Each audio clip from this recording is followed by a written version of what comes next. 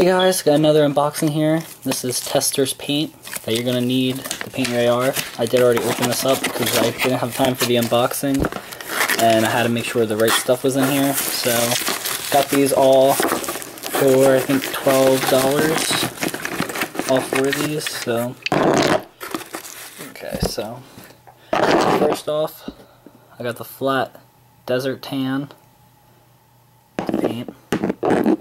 This is the white, and this is, don't know if you can see that, don't know why it's not focusing anymore. There you go, 1145 white. I've been watching a lot of videos and they'll show you the numbers of them.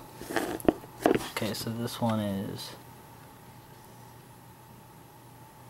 1167 desert tan. This is 1148 thinner.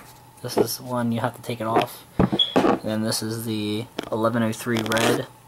These are all the color Spike's Tactical uses and the same numbers. So right here's where it is. Turn it around so you can see.